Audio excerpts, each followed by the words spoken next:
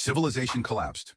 Now two starving alien girls offer their bodies for food at a human stall. Location: Outpost Quarter 17, Remnant Zone. The wind outside never stopped. It scraped across the broken colony panels like sandpaper on rusted bone, carrying with it grit, cold, and the sound of things failing. Tarpaulin flaps beat uselessly against half-shuttered stalls. No voices called. No orders barked. Just quiet movement. The last desperate souls of a dead system, keeping to their corners, heads low. Inside the shell of what was once a mining logistics outpost, Arlen Voss squatted behind a waist-high metal crate with a dented lid that now served as a table. Overhead, a snap support beam sagged down, bolted in place with old pipe clamps and a salvaged streetlight housing. The stall was his, barely insulated, patched with foam strips and faded polymer sheets, but kept the cold out long enough to serve food and not freeze fingers doing it. He wasn't a chef. He wasn't anything, really, not anymore. Background: Arlen Voss, age 38. Once a planetary logistics scheduler on Grelver Prime, Arlen had worked long weeks in orbital supply queues, managing cargo allocations and food chain spreadsheets from a temperature control cubicle. He had never fired a weapon, never worn armor, and didn't believe in causes. When interspecies networks collapsed and the planetary AI grids blacked out, most evacuated, chased distant beacons or military convoys. Arlen stayed. He had a working micro-greenhouse, a food-grade heater, and no one left to chase. Now, his mission was simple: keep the stall running, keep his breath warm, and trade food for scraps, labor, or batteries. Don't get involved. Don't make promises. The pot on a heat plate gave off a faint hiss, steam slowly curling around bits of floating roots, dry-stored grains, a pinch of protein paste stirred in from a recent barter. He was rationing, half-portioned to every full one. Water was boiled twice. Arlen rubbed his gloved hands, glanced at the solar monitor. Still enough charge for another 5 hours of low heat. The soup would hold, barely. Then came a sound, soft, slushed footsteps. Not boots, not heavy, no metal clicks, just flesh on wet pavement. He looked up slowly. They stood just past the edge of the tarp. 2 girls. Alien, young, and not from any syndicate or patrol. No weapons, no packs, no masks, just skin, frost, and silence. The first one stood with her chin up, shoulders squared like she was holding back a shiver. Blue-toned skin, Zyrene Allen mix, probably, marred by streaks of dry mud and bruises that hadn't faded. Her eyes, large and violet, locked on the soup. Her short white hair stuck to her forehead in uneven clumps, jagged at the ends like it had been cut with a dull blade or torn. Her clothes weren't warm. A torn utility dress, sleeveless, pulled tight with a makeshift wire belt. The hem barely reached her upper thighs. Her knees were scraped raw, feet bare and discolored from cold. But she didn't flinch. The second girl, smaller, more fragile, stood behind her. Not hiding, just reluctant. Full Allen, by the looks of her. Smooth lavender skin with a faint shimmer where the wind had brushed frost away. She wore a ceremonial wrap, something once beautiful, now ruined and barely clinging to her frame. Her long white hair hung in wet ropes over her collarbones. Her eyes were large and glassy teal, and they didn't meet his. Neither spoke. They just stood there, breathing in the scent of hot broth like it was pulling them forward on instinct. Arlen didn't speak yet. He knew what this was. He'd seen it before, girls who'd run out of things to trade. Only this time, there were no collars, no chains, no enforcer markings. These 2 weren't owned, just forgotten. "You looking for something?" he asked, voice steady. His hand stayed on the heat dial, but he didn't touch it. The taller girl stepped forward. Her knees buckled slightly from the movement, but she caught herself and stood straighter again. Her voice was sharp at the edges, controlled but not rehearsed. "You can have me," she said. A pause. Her hand moved behind her, gripped the smaller girl's fingers. "Both of us, if you just feed us tonight." Arlen blinked once. No tremor in her voice. No seduction, no bargaining. Just a flat offer from someone who'd already been told no too many times and wasn't sure she'd even get a response anymore. Inside, something coiled. Not pity. He'd seen worse, and pity didn't help anyone here. But he hated the equation in her words. How normal it had become. He glanced past her to the smaller one. She was trembling, eyes unfocused. Not afraid, just hollowed out. Too far past hunger to cry. He didn't want this kind of barter. But he also knew that turning them away would break them, maybe for good. People didn't ask to be useful anymore unless they had nothing left to keep alive for. Inside, he said, not loud, not soft, just final. He pulled aside the thick curtain flap and stepped away from the entrance. The taller girl hesitated, just one breath's worth, then led the smaller one through. Inside was barely wide enough for three to sit side by side. Thermal blankets were folded in the corner, and repurposed insulation foam lined the walls from floor to chest height. The heater buzzed low behind a crate stack, giving off just enough warmth to fog their skin slightly. A sleep mat lay near the back, still creased from his earlier nap.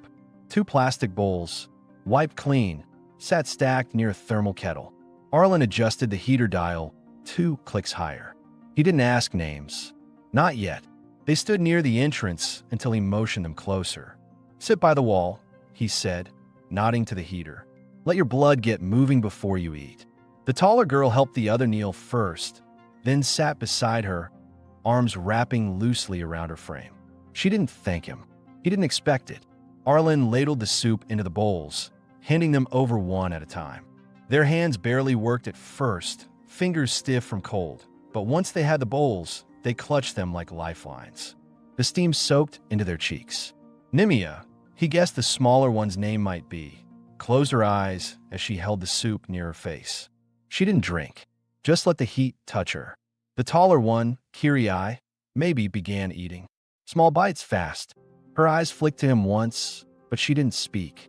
He sat back against the side wall, arms resting on his knees, watching them quietly. No sound in the room except the soft scrape of spoon on plastic. He saw their bodies begin to ease. Nimia's wrap slipped lower on one side, exposing a delicate shoulder. She didn't seem to notice. Kirai pulled her close again, adjusted it slightly. Protective. They weren't workers, weren't traders. They had no equipment, no gear. They were here for the same reason he was still here. Because no one else had given them a better option. Arlen's throat felt dry, but he didn't reach for water. He was thinking now, what this meant, what people outside would think. But in the moment, none of that changed the reality in front of him. They weren't trying to rob him. They weren't asking for credits. They just offered their last asset to survive a night. And he had said yes. But he also knew one thing, even as the girls finished the soup and curled slightly closer to the warmth.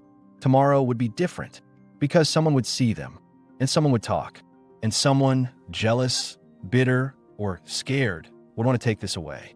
The crate's thin walls groaned lightly under the wind's pressure. Inside, the heater hummed low, its coils casting a faint orange reflection across the metal paneling. The soup pot was empty. The air smelled faintly of salt and broth, and the warmth inside, though patchy, was enough to keep bare feet from going numb. Arlen sat with his back to the supply shelf, legs stretched, his elbows resting on his knees. He hadn't touched his own bowl, not because he wasn't hungry, but because there hadn't been enough. Not for three. Kirai sat cross-legged across from him, a few feet from the heater, holding the younger girl close with one arm. Nimia's head rested against Kirai's chest, eyes fluttering closed as the heat finally began to settle into her skin. Her breath had evened out, slow, steady, no longer fogging with every exhale. Arlen watched them, quietly, without judgment, just observing. Kirai glanced up once, as if expecting him to say something. He didn't. "You're not going to do anything?" she asked. Her voice wasn't challenging. It was cautious, tired. Her fingers still gently stroked Nimia's damp hair, soothing more than shielding. Arlen shook his head once. "You asked for food. You got it. That's enough." He could see how that answer caught her off guard, not because she was afraid of violence, but because it broke the rules she'd come to expect. A world like this didn't offer kindness without a hidden price tag. She sat still for a moment, then exhaled softly, her posture finally easing by a fraction. The silence that followed wasn't awkward. It was full of things they didn't want to name yet. Arlen stood slowly, joints stiff.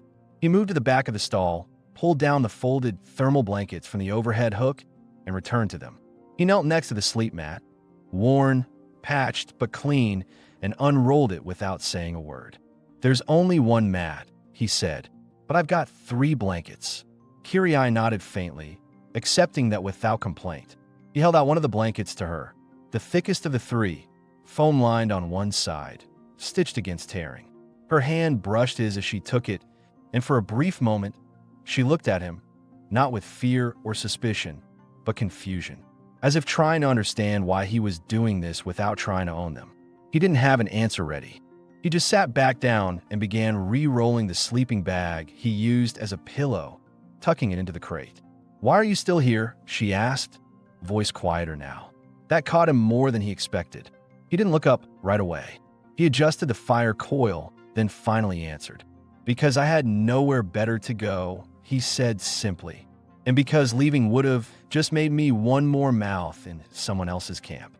Kirai nodded. That made sense to her. She pulled Nimia closer, helped her ease down onto the mat. The younger girl murmured something in Alan dialect, too quiet to catch. Kirai whispered back, and whatever was said, it seemed to help. Nimia lay curled now, one arm tucked under her head, the other gripping the edge of the blanket like she thought it might vanish.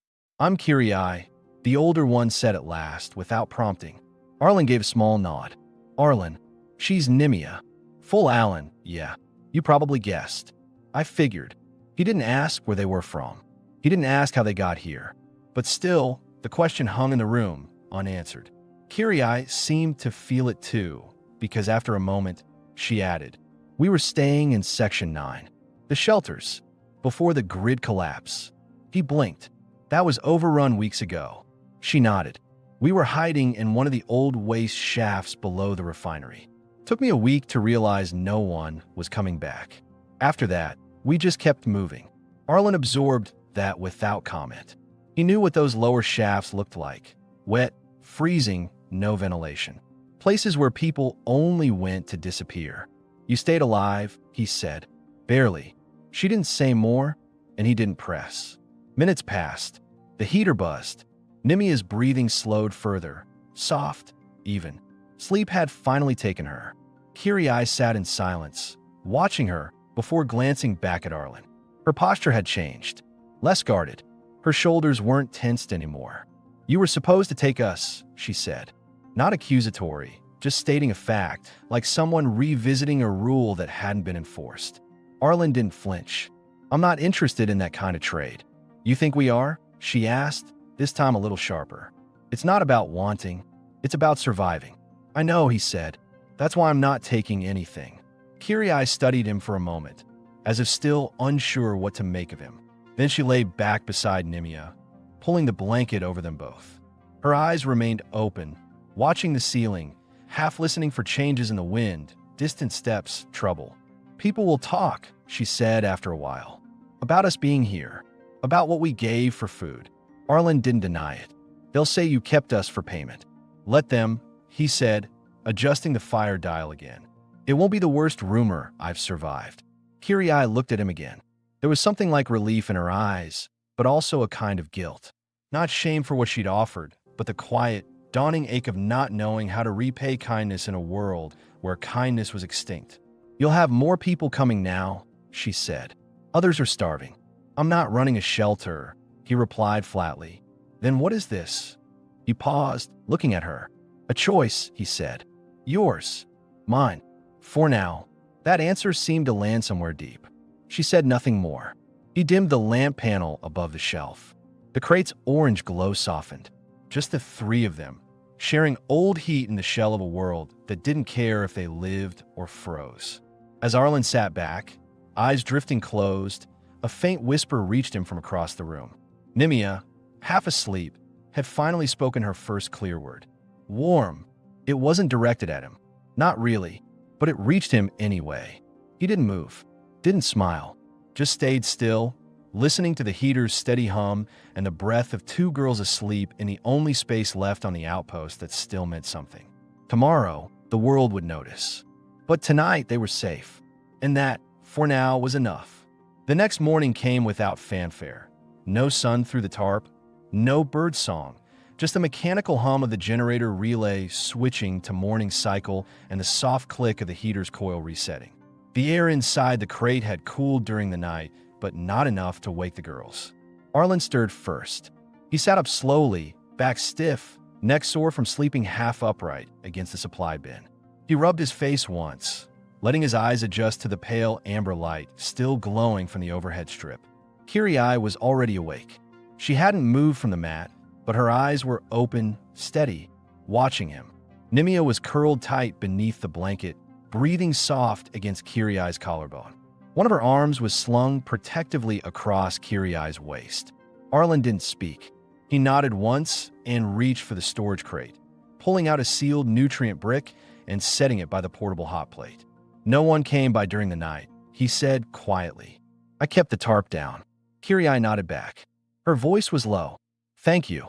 She didn't ask where she and Nimia stood in his world now, because she already knew. For the first time in a long while, there had been no transaction. Just shelter. Just soup. And that changed everything. Arlen poured water into the pan, breaking up the brick into the bubbling liquid as it warmed. He didn't glance at her when he said, You can help, if you want to stay. Kiri hesitated. Doing what? Sanitizing old ration packs. Sorting salvage. Keeping the heat from bleeding out when the flap opens. She nodded slowly. And her? She stays inside. For now. Kiri let out a quiet breath. Not relief, acceptance. That was enough. By midday, the streets outside had begun to wake. Scavengers came first, quiet, quick-moving. Then the barterers. Finally, the slow-footed locals, trailing hunger like an odor behind them. The tarps outside rattled with every gust. One of the lamp poles flickered, buzzing against the cold. Arlen set up the soup pot early. The smell was deliberate, subtle, but noticeable enough to draw attention. Kiri stood by the shelf now, sleeves rolled up, sorting flattened heat seal containers by size. She worked methodically, efficiently. No wasted movement. She'd once done this before. Somewhere, for someone. Nimia hadn't spoken since the night before. She sat on a blanket inside, sipping warm broth from a plastic cup, her hands still shaky, but her gaze clearer now. She watched everything, every word, every movement, silently reading the rules of this new place. By late afternoon, someone came. A voice from outside. Arlen. He stiffened for a moment, then exhaled slowly and stood. He pulled back the curtain flap just enough. Laren, he said. A man in his early 40s, thin but alert. Civilian layers. He used to be a data technician for a regional server post. Now he ran diagnostics for scrap brokers and traded tips for dried meat and stabilizer caps. Laren didn't come inside. He stood just outside the tarp, hands in his pockets. Casual, but his eyes flicked once past Arlen's shoulder, too quickly. You've got help now? Occasionally, Arlen said flatly. Looked like more than that last night, Laren said, adjusting the strap on his side pouch. Word gets around. Someone saw 2 girls. Arlen said nothing. Laren let the silence sit a beat longer, then shrugged lightly. Not my business. Just, things get tight, people get petty. Arlen's eyes narrowed slightly. You need something? Actually, yeah. Laren pulled out a bent thermal coil from his pouch. If you got a solder line left, I'll trade. Arlen reached for the coil without another word and closed the flap behind him. Inside, Kiri stood completely still. She had heard everything. So it started, she said. Arlen nodded once. Expected. They'll assume we're yours now. He didn't answer that. Not because he didn't know what to say, but because anything he said would be seen as ownership or denial. And both would carry a cost. He turned back to the heater. If someone asks, say you help run the stall. Say you trade labor for food. Kiri's voice was cool. That won't matter. You know that. I know. She turned back to the shelf, picked up a storage bin, and began res-tacking. Her movements were sharper now, less careful. Nimia looked up from her blanket, but didn't speak. Arlen crouched down by the heater, checking the coil. His mind was already calculating things he hadn't wanted to calculate.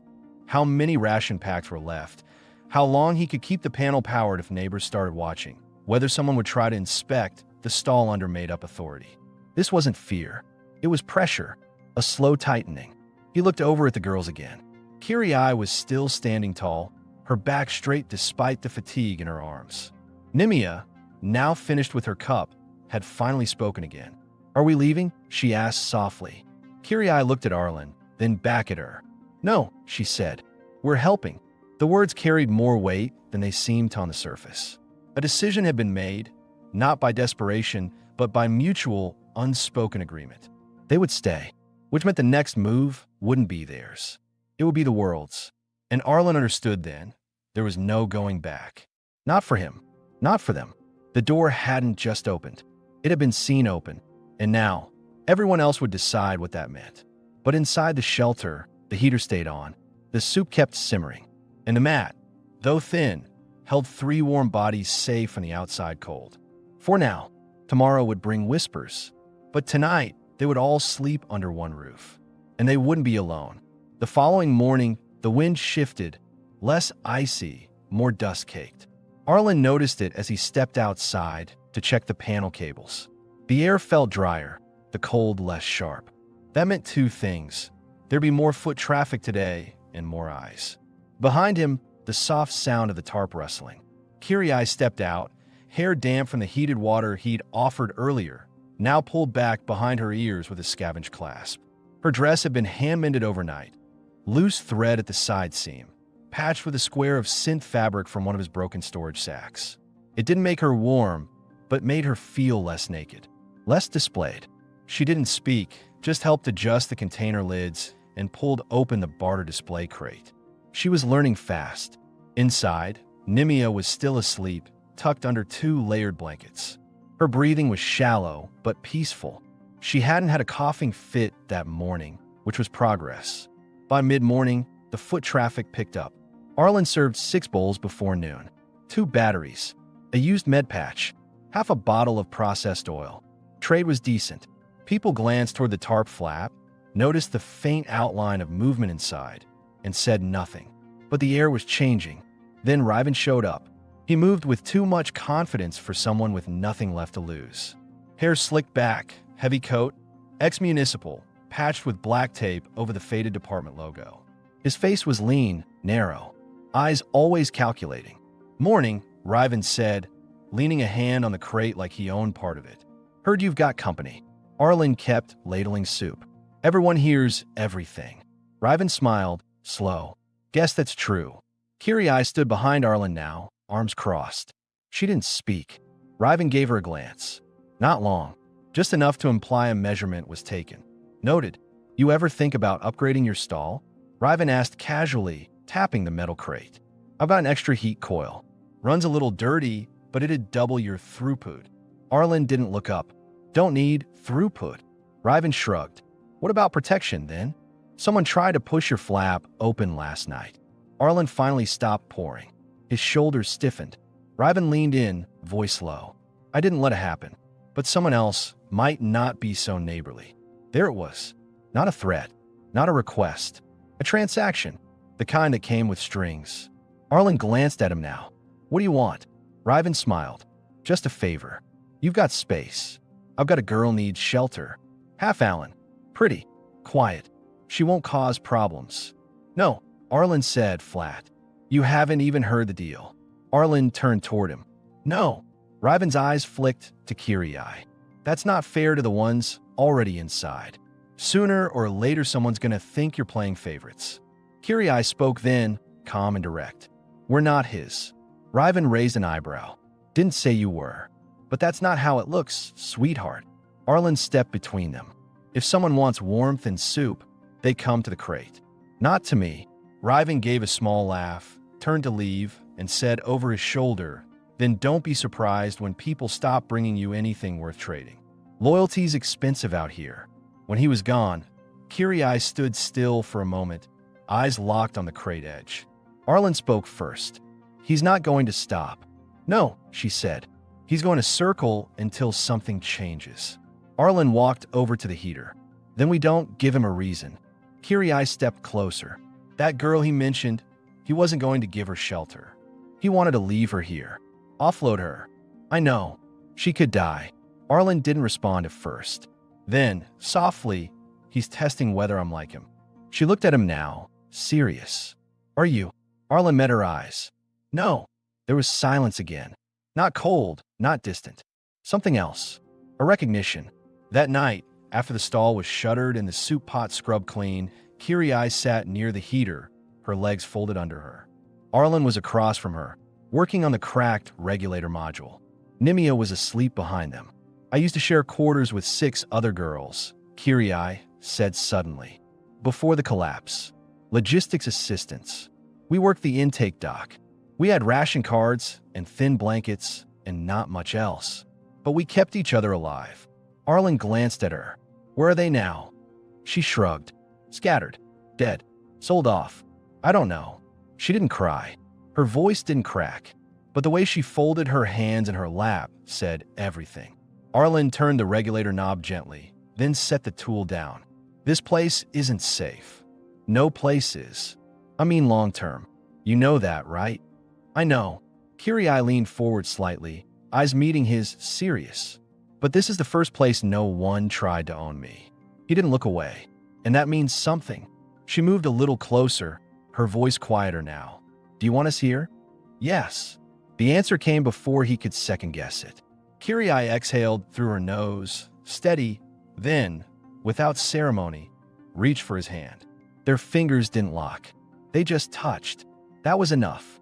There was no fire, no urgency, just one moment of trust, earned slowly over shared soup, quiet glances, and choosing to stay when it would have been easier to run. Behind them, the heater hummed. The wind outside carried dust, not snow. A shift was coming. But for tonight, there was no favor owed. Only presence and permission. The wind outside pressed steady against the tarp walls, not violent, just constant, like a presence reminding them that shelter was still temporary. Inside the crate, the heater coils glowed low orange, casting soft light across the sleep mat. The day had passed quietly. No visitors, no trades. But Arlen had noticed the shift. Fewer glances from passersby, fewer greetings. Riven hadn't returned, but his presence still lingered. Arlen had boiled rice cubes and root paste that evening. The food wasn't good, but it was hot, and hot mattered. Now, the 3 of them sat on the mat, shoulders brushing in a space barely meant for one.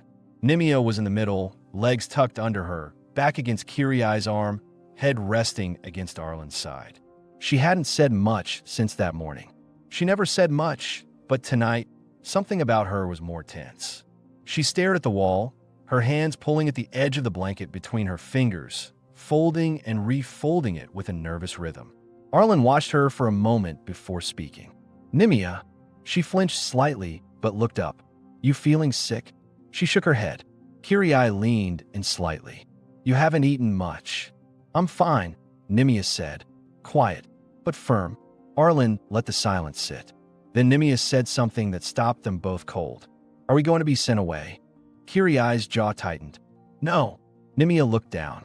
You didn't answer when that man came. You just stared. I heard what he said. You weren't supposed to, Arlen said.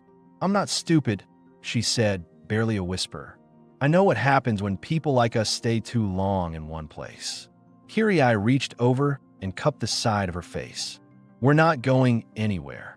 But if people stop coming, Nimia said, if he stops getting food, we're a burden. Arlen didn't speak right away.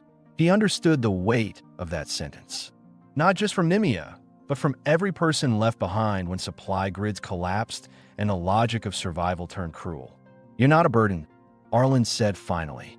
His voice was steady. Not now, not later. Nimia turned to him slowly.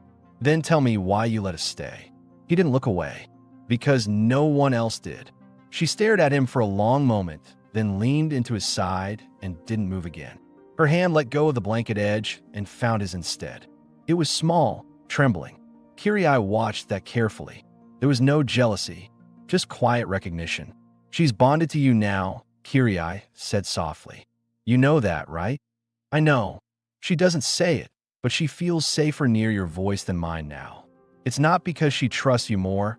It's because you didn't ask for anything. Arlen nodded. I don't want anything. Kiri shifted closer, her thigh brushing against his. I do. Her words landed differently. Not sharp, not demanding, but unguarded. He turned to her. She moved slowly, deliberately. Her hand slid to his chest, palm flat over his thermal shirt. Her breathing was shallow, but not from fear. Her eyes were clear. "This isn't barter," she said. "This is me deciding." Arlen didn't move, not away, not toward. He just waited. Kyrie leaned forward, lips brushing his cheek, then paused, resting her forehead against his. It wasn't a kiss. Not yet. Just closeness. Real, grounded, fragile. Her fingers curled into the fabric of his shirt. "If you say stop, I stop." He didn't, but he didn't rush her either. Nimia's hand still held his, small and warm now, her body finally relaxed in sleep. Arlen exhaled slowly. "Not tonight." Kyrie pulled back, nodded. Not hurt, not rejected, respected. "I'll wait," she said, "but not forever." He looked at her. "You won't have to." She gave a small, dry laugh, just breath through her nose, then lay back beside Nimia, pulling the blanket up over all three of them. That night, they didn't speak again. They just breathed, three people in one shared shelter, not lovers yet, not a family yet, but something solid forming beneath them. A thread tying them together. Not survival, not sex, not obligation. Choice. Outside, a voice passed by. Someone muttered something about the soup man and his girls. But inside, no one answered. Because inside, they were warm. And still here. The sun hadn't risen in weeks, not properly. Just a faint glow above the gray clouds beyond the collapsed station grid. Never enough to call a morning. But today, even that glow didn't come. The air outside was thick, metallic, tense. Arlen felt it as soon as he stepped out to check the panel lines. Someone had touched the outer cables. Not to sabotage, just to inspect. Curious fingers. Maybe someone trying to trace heat draw. Maybe worse. He returned to the stall without saying anything, resealed the flap, and checked the regulator. Still stable. The food heater was holding steady. Everything looked normal. Inside, Kyrie was kneeling over Nimia, rubbing warmth back into her fingers with slow, circular motions. The younger girl had been coughing again during the night. Nothing violent, but Arlen had noted the dry rasp. He made a mental list. Boil more water, start filtering again, cut off outside air for a few hours. He'd done this before, just not with anyone he cared about. Kyrie looked up at him, reading the tension in his shoulders. What happened? Someone checked the panel. Riven. Arlen nodded. Or someone working for him. He's not subtle. She sat back against the supply bin, legs folded, expression tense but calm. What do we do? Arlen didn't answer yet. He went to the rear storage case, opened a side compartment, and pulled out a sealed document pouch, thin, half-bent. He hadn't looked at it in months. Kyrie watched silently as he set it on the crate. She didn't ask what it was. He opened it. Inside, one dusty data sheet. A registry permit, still active. Civil ID, Arlen Voss. Status, vendor, class 3. Authorized shelter unit, 1 occupant. Optional worker addendum, up to 2 auxiliaries allowed, pending activation. It was a relic, a joke now, in the new world, but still valid in this zone. You're going to put us on your record, Kyrie said quietly. Not a question. If I don't, Arlen said, someone else will. But not in writing. Not in any way we can argue with. She stood slowly, walked to the crate, and stared down at the data sheet. You know what that means. I do. Once we're listed as auxiliaries, people won't just whisper. They'll report. You'll get cut off from regional supplies, even if you're not using them. You'll lose any neutrality. I know. You're making it permanent. Arlen looked at her. You already are. The silence that followed wasn't heavy. It was settled. Honest. The decision had already been made in a dozen small ways. Shared bowls, whispered breath at night, hands held under thin blankets. Kyrie stepped closer. Her chest rose and fell in measured breaths. Her voice lowered. Then, I want to do this right. He didn't speak. She stepped closer still, her fingertips brushing his hand, then sliding slowly up his arm. She didn't pull him. She didn't press herself against him. But she looked up into his eyes and said, "Choose me." Arlen's throat tightened, not from doubt, but from the weight of what it meant to answer. He stepped forward, their bodies aligned naturally. She lifted her face and kissed him, not with desperation or need, but with full, conscious intent. Her hand moved to his jaw, his moved to her back, guiding her closer. The kiss was slow, grounded, lips parting, breathing between. No rush. When they pulled apart, they stayed close. She rested her forehead against his. If I sleep next to you tonight, like this, it's not because I'm grateful. I know. It's because I want it. I know. And when he kissed her again, this time it deepened, hands slipping beneath fabric, bodies pressing close in shared heat. Not a transaction, not a shelter instinct, just choice. Behind them, Nimia stirred but didn't wake. The air was warm, the heater steady. Later, when Kirai rested against him under the thermal blanket, her body curled into his with a softness that had nothing to do with survival. She whispered, "When you register us, I want you to use my real name." He looked at her. "I thought it was Kirai." "It is, but my full name is Kirai Sunvani. Don't shorten it. Not on the record." He nodded. "What about her?" Kirai turned slightly, glancing toward Nimia. "She'll tell you herself, when she's ready." The next morning, before the soup was even heated, Arlen placed his hand on the old terminal tablet. The screen blinked weakly. Voice prompt activated. "Civilian ID, Arlen Voss. I'm updating my shelter registry." The voice confirmed. "At auxiliaries?" "Yes. 2. Names." He looked over at Kirai and Nimia, both sitting quietly across the mat, watching him. "Kirai Sunvani," he said. A pause. Then, Nimia, still pending. He looked at her. She nodded softly. Not yet, but close. And just like that, the record was real. The threat was real, but so was the choice. And for the first time since Outpost Quarter, 17 fell into shadow and silence. He wasn't alone anymore. By the third morning after the registration, the air outside the stall had changed again. Not colder, just quieter. The kind of quiet that wasn't empty, but filled with watching. Arlen noticed it first when he stepped out to heat water. 2 vendors across the alley paused their conversation when they saw him. One nodded like nothing had changed. The other didn't nod at all. Inside, Kirai sat against the back wall, lacing up her scavenge boots, her sleeves pushed up, hair tied behind her head. Nimia sat beside her, slowly combing through her own hair with a heat-sterilized utensil repurposed as a brush. She still hadn't said much, but she smiled once when Arlen handed her a warm cup. That was enough. Word had spread. Officially now.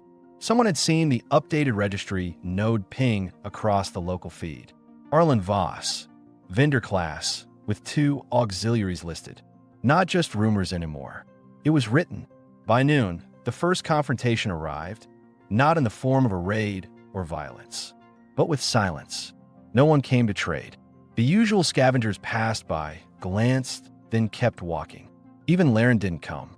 The stall sat quiet, the soup pot bubbling to no purpose.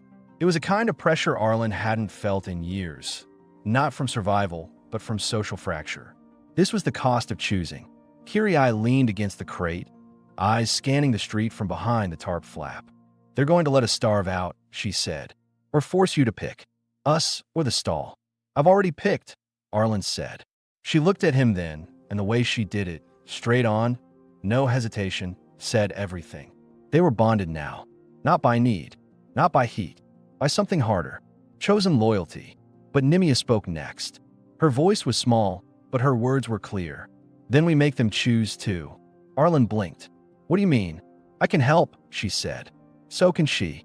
So can you. This place is dead because no one remembers how to offer anymore.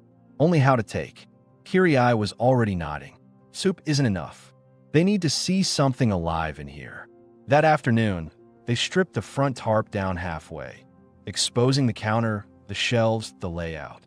Kirai rearranged the bins, put the 3 warmest items out front, and placed Nimia's hand-colored signage, drawn carefully on old ration wrap, on the front panel.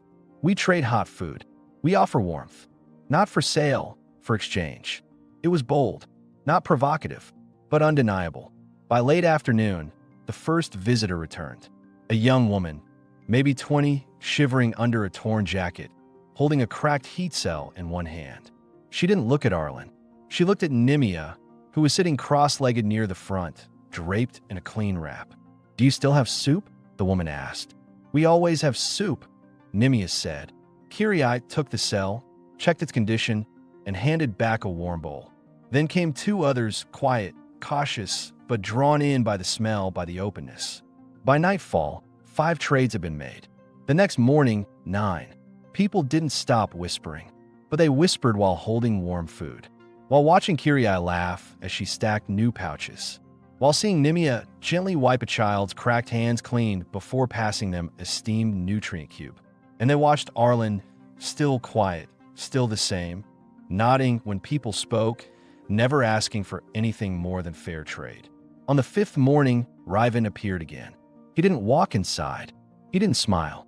He just stood at the edge of the alley, arms folded. "You think this changes anything?" he called out. Arlen didn't answer. Kirai stepped forward. "It already has," she said. "Calm, steady." Ryvan didn't move, but he didn't speak again either. And then he left. That evening, after the last bowl was served and the lights dimmed, Arlen sealed the flap. Kirai sat by the heater, pulling her shirt off slowly, deliberate. No hesitation. Nimia lay beside the mat, already wrapped in blankets, drifting off to sleep.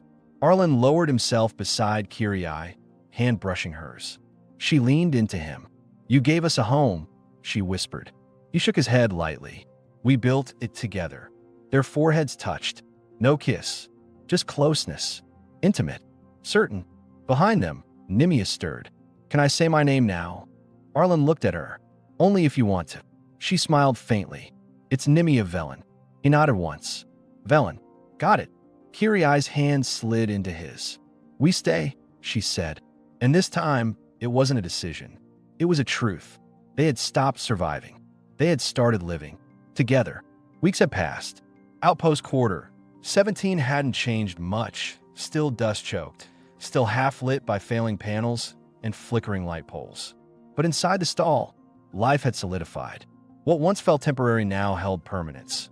Shelves cleaned and orderly, heating coils replaced, a curtain hung across the back wall for privacy. The sleeping mat had been doubled in thickness. 2 spare blankets were always warm. They had stopped counting trades. Now they kept track of guests. Names remembered, cups shared. It was late afternoon. The soup had already been served, the pot cleaned. Outside, wind dragged across the steel panels, but inside it was quiet. Still, Kirai was seated on the floor, her back against the rear wall, sleeves off, bare arms resting against her thighs, the warm light of the heater outlining the shape of her collarbones. Her expression was relaxed, thoughtful, not tired, just full of presence. Nimia sat across from her, brushing out her own hair with slow, deliberate movements. She was wearing a fresh wrap now, something stitched together from old ceremonial threads and soft scrap cloth. She hummed lightly, a low, nearly soundless tune. When she glanced at Kirai, they both smiled. Arlen entered from the side door,